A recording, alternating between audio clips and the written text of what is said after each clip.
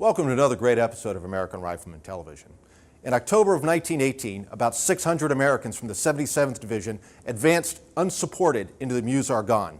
They were surrounded by the Germans, and they fought hard for 6 days. When the Germans asked for their surrender, their commander, Major Charles Whittlesey, said, "Come and get us." Those men of the 77th Division used guns common to a lot of the American Expeditionary Force, and this week we'll take a close look at them.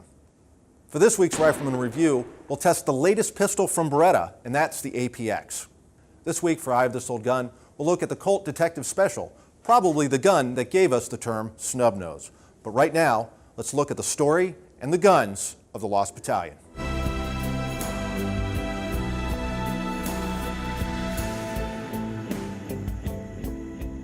During the fight for the Argonne Forest, which was the big American show of World War I, you have all these divisions lined up, and they're all pushing northwards through this massive forest to finally defeat the Germans.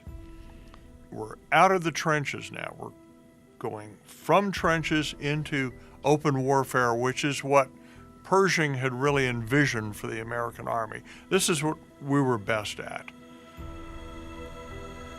The directions are given.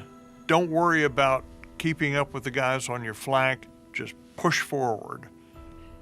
And one battalion finds itself in a position where the Germans had meanwhile been readjusting their line and left this gap open. And they come through the gap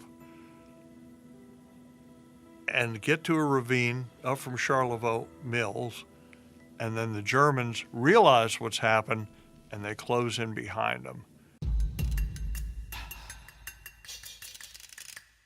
For 6 days in October of 1918, one of the most memorable episodes of the Meuse-Argonne offensive unfolds on the hill behind me. During this 6 days, 9 companies of men from the U.S. Army 77th Infantry Division were surrounded by the enemy.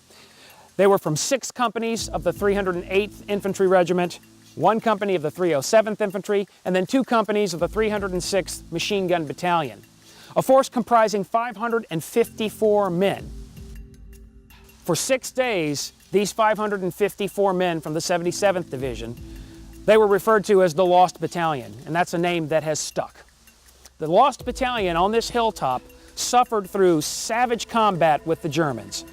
They dealt with supply shortages, shortages of food and water, and then, of course, shortages of ammunition.